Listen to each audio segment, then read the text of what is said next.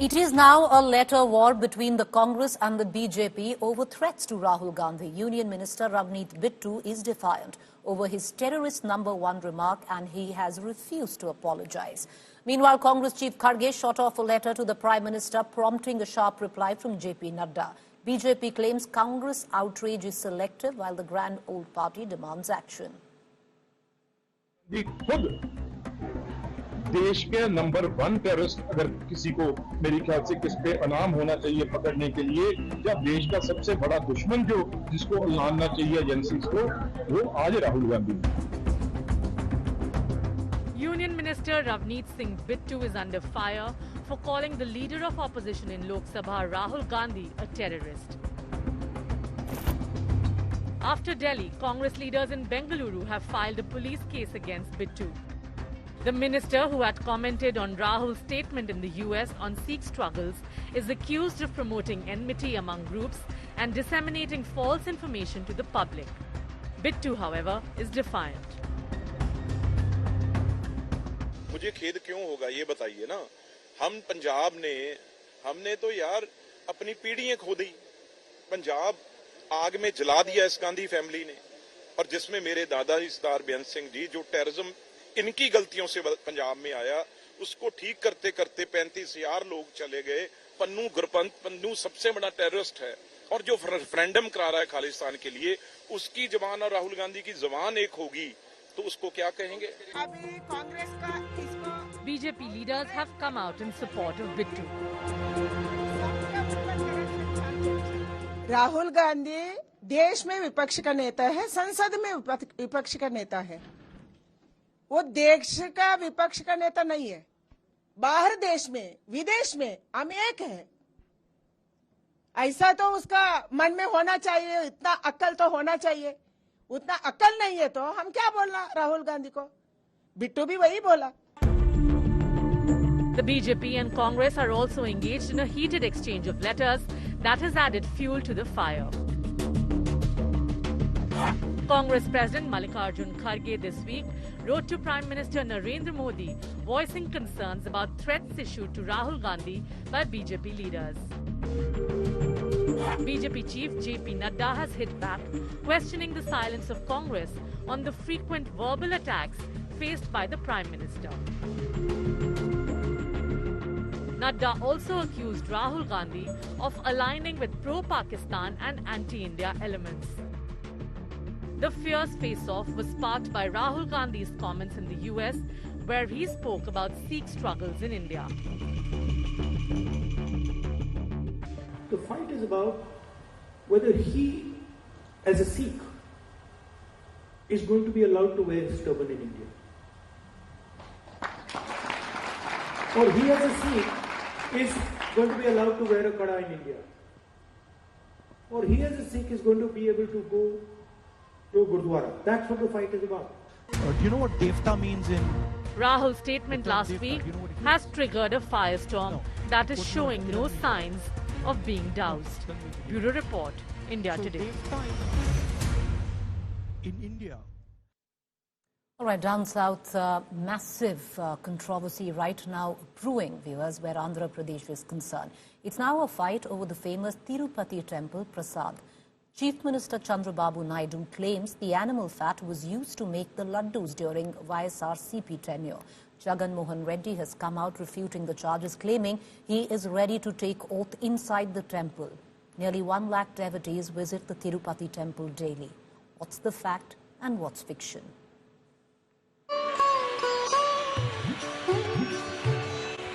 These laddus are big business in Tirupati. Nothing less than the holy grail for devotees visiting the Tirumala temple in Andhra Pradesh. More than 15 crore laddus are prepared in these halls every year. 2 of these laddus are given to each devotee as the prasadam of the Tirumala Venkateswara temple. However, the taste of these iconic laddus has been soured a little in the past 24 hours. Andhra Chief Minister N. Chandrababu Naidu shocked his audience in a legislature party meeting of the ruling NDA in Amravati, alleging that animal fat had been used instead of ghee under the previous state government. The charges were backed by a former Tirumala Tirupati Devasthanam's board member. దేవుని దగ్గర పెట్టే ప్రసాదం అపవిత్రం చేసే విధంగా ఓసారి బాధేస్తుంది. నాసి రకమైన ఇంగ్రీడియంట్సే కాకుండా ఎనిమల్ ఫ్యాట్ కూడా వాడారని, ఏది గీకు బదులు. ఈరోజు స్వచ్ఛమైన గీ తెమన్నాం, ప్రక్షాళన చేయమన్నాం, నాణ్యత పెరిగింది, ఇంకా కూడా నాణ్యత పెంచుతాం. సరే, మీరు చెప్పిన కండిషన్స్ ప్రకారం ఇన్ని లక్షల ఆవు పాలు ఉత్పత్తి చేయగలిగే సామర్థ్యం కావాలి. ఆవు పాలు ఉత్పత్తి చేయగలిగి మనం వెన్నకు కన్వర్ట్ చేసే సామర్థ్యం ఉండాలి. దాన్ని మనం నెయ్యిగా ఇన్ని డిగ్రీస్ టెంపరేచర్ చేయగలిగే సామర్థ్యం ఉండాలని చెప్పి మీరు కండిషన్ పెట్టినా అవన్నీ పక్కన పెట్టేసి ట్రేడర్స్ దగ్గర తక్కువ రేటుకు వచ్చాడు. The opposition was quick to deny the charges and responded with its own counter-attack. YSRCP, which was in power in Andhra till June this year, called the charges malicious and said that Naidu had severely damaged the sanctity of the temple and the faith of devotees. Former officials of the temple board also slammed the chief minister. అత్యంత దారుణాతి దారుణమైనటువంటి ఆరోపణ ఆయన చేయటం జరిగింది. దిట్టం రూపంలో స్వామివారి అపరభక్తులైనటువంటి తన రాజకీయ స్వప్రయోజనాల కోసమని జగన్మోహన్ రెడ్డి గారి మీద బురద చల్లాలన్నటువంటి ఉద్దేశంతో చంద్రబాబు నాయుడు గారు ఈ రకమైనటువంటి ఆరోపణ చేయటం అంటే తన నైతికతను మరింత దిగజార్చుకోవటం తప్ప మరొకటి కాదు. The Tirumala temple receives the highest donation among all temples in India. Its budget for 2022-23 showed cash offerings of more than 1,000 crore rupees. Its interest revenue from deposits in banks is nearly 670 crore rupees. Prasad sales account for 365 crores, though reports say that Temple Trust incurs a loss of 200 crore every year under this head. Revenue from tickets is around 362 crore rupees. The temple earns around 250 crore through other sources. For all involved, any controversy surrounding the humble laddu could mean a huge monetary setback. A 175-gram laddu is sold for 100 rupees by the temple. With nearly 2.5 crore annual visitors, this translates into big numbers. Even the procurement of 5,000 tons of ghee for these laddus by the trust is a politically sensitive issue. For long, Karnataka Milk Federation has been the primary supplier. But last year, Amul emerged as the lowest bidder for the 250 crore rupee contract, setting off political fireworks in Andhra and across the border in Karnataka. With Apurva Jayachandran in Hyderabad, Bureau Report, India Today. Meanwhile, a lab test report dated July 2024 reveals that animal fat, beef tallow and fish oil were found in the temple prasadam samples. Listen in. Lord అంటే animal fat, జంతువుల మాంసం. అవి ఏ జంతువులో మనకు తెలీదు. కుక్కలు కావచ్చు, నక్కలు కావచ్చు, పిల్లులు కావచ్చు, కుళ్ళిపోయిన కుక్క పిల్లలు కావచ్చు.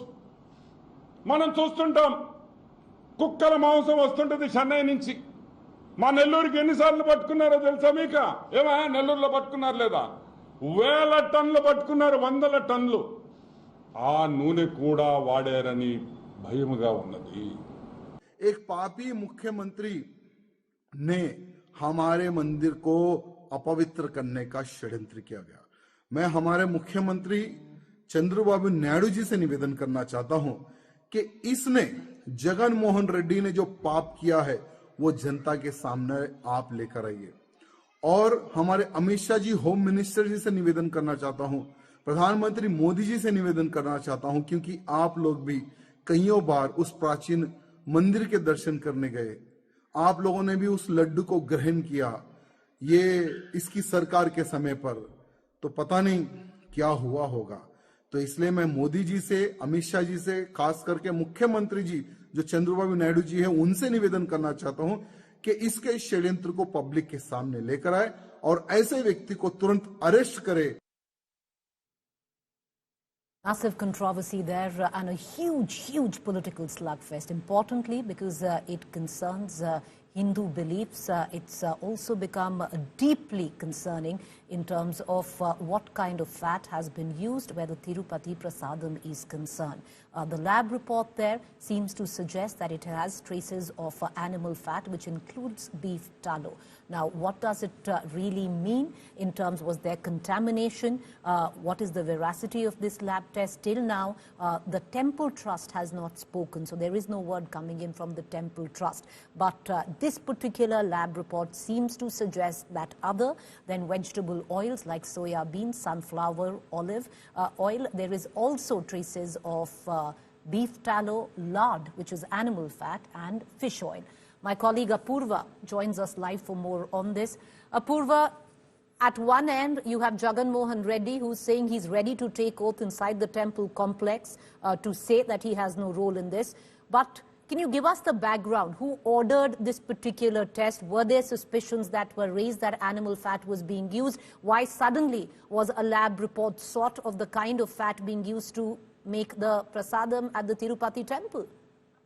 Well, Preeti, let me break this down to you. The Tirumala Tirupati Devasthanam's board usually conducts regular checks on the quality of ingredients that are being procured. Every year there are tenders that are being brought out, wherein several companies from across India will go ahead and file for these tenders and claim these tenders, be it for ghee, which is this case of the results that we are getting back, or other natural ingredients such as jaggery or salt or any of these other kind of ingredients that is being used in making these prasadams. What we are getting to learn is that this specific report in question, it was in fact placed for testing on 17th of July. That is what we are getting to learn. And on the 27th, nearly almost after 10 days, what they are able to find is, the findings are quite shocking. Not only were they able to find that the ghee was in an adulterated quantity and quality, but they were also able to find, lard,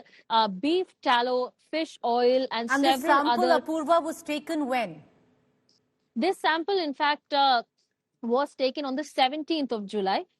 These samples were taken from 5 of these vendors that had given these tenders for the Tirumala, and during one of those regular checks that happened, it is being noted that of those 5 vendors, one of them turned out to have adulterated and very poor quality of ingredients that had been provided how to often Tirumala. do these checks happen? Is there an interim time every 6 months, every 3 months?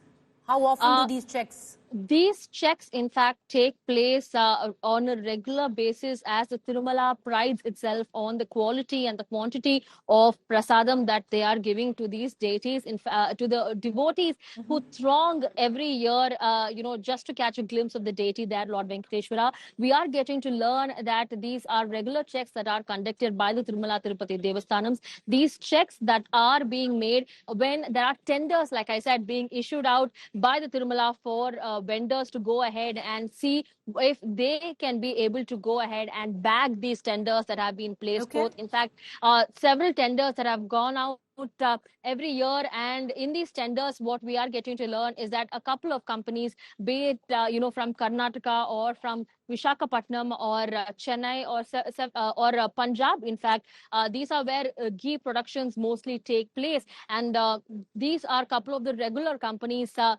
that go ahead and file for these tenders. The lowest bidder for these tenders usually bags the contract. That's what we are Apurva, getting you're to saying learn. these checks and balances take place on a routine manner.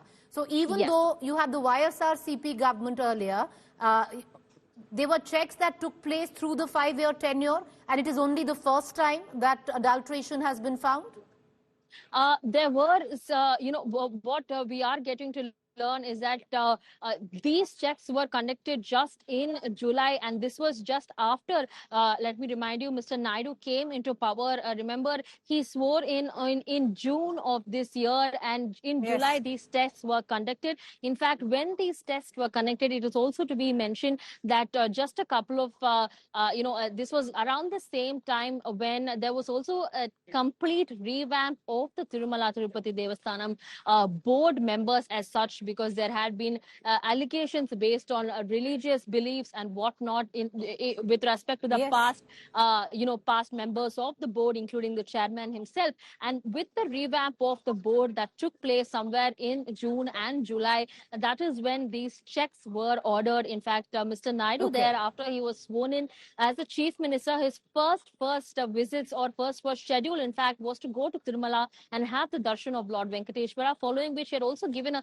very strong statement there in Tirumala, where he said that there is going to be a complete cleanse of the Tirumala board, of the Tirumala, starting right from Tirumala in terms of governance as well. And that was one of the bold statements that Yes, but what also would be very interesting to note is, because if contamination and adulteration is checked on a routine basis, where the Tirupati temple is concerned, then possibly through the 5-year tenure of the former Chief Minister of Andhra, who is Jagan Mohan Reddy, if there is a record of that, and they could in fact actually state whether it's always been contaminated or is it just one particular sample this time in July. Well, investigation is going on. In fact, we are learning that vigilance officials have also called in, sent notices to former TTD board members as well, is what we are hearing from sources, that these notices were sent out right after these checks had taken place to set up an inquiry as to what had happened. But in fact, the Tirumala had also put out a warning saying stern action will be given. Those tenders that do not meet the checklist of the Tirumala, what is usually done is that they are either given a stern action warning that is being given, or if it's a repeated offender of sorts, then they are also blacklisted, and a show cause notice that is being given to these these persons. That's what we are getting to hear from the Tirumala Tirupati Devasthanam boards as well. All right, Apurva, appreciate you joining us. I asked you all of these questions because there are so many devotees, there are so many people who have such strong belief in the Tirupati temple that it would be blasphemous to even think that the prasadam from the temple could in fact be adulterated, and adulterated with nothing less than beef lard and fish oil. So we're going to keep a keen eye. For now, there was an investigation, and we will let our viewers know exactly what was there in the prasadam. With that, let's quickly move on. It's a landmark moment for Indian democracy. That is what the government of India has said, that the Modi government gave their all clear for the One Nation, One Election proposal on Wednesday, and now triggering a huge firestorm from the opposition. The India Alliance rubbished the cabinet nod, with the Congress calling a move against the constitution and federalism, while the TMC has labelled this a stunt. AIMIM chief Owaisi has also called it a bid to wipe out regional parties. The Congress party doesn't believe in this one nation, one election. Practically it is not possible. Just I was speaking to some of my Tamil Nadu friends. Still 2 years elections will be there, what they can do. Some will have 3 elections in the mid-time. So it is very difficult. They want to ease out all the state parties. They only feel that only national parties should survive. In democracy, in the federal structure, you can't do that. So they are taking a big risk. The problem is we got here for a reason. We have a parliamentary system. In 52, 57, 62, 67, we had one nation, one election. But many of the state governments elected in 67 collapsed. They were not able to sustain their majority. Therefore, the election calendar in those states changed. They collapsed at different times, so elections came at different times. In 1971, the election that was supposed to happen in 72 happened 1 year earlier, was dissolved. You find that the calendar keeps shifting like this. 626 pages की report थी ये, one nation one election, और 191 दिनों में पूरी हुई है ये पूरी. लगभग 100 पेजेस प्रतिदिन का आंकड़ा है अगर हम हिसाब किताब लगाएं तो. इसी से पता चलता है कि इसके बारे में कितना सतही पर दिखावटी चर्चा हुई होगी. तो सोचिए कितना चर्चा हुई होगी. अगर इतनी बड़ी रिपोर्ट थी 18,626 पेजों की, तो क्या चर्चा हुई होगी उस पर. दरअसल ये भाजपाई रिपोर्ट है जो तैयार हुई है। 1 नेशन, 1 इलेक्शन और 1 donation. All right, with that, it's a wrap of this edition of 7 at 7.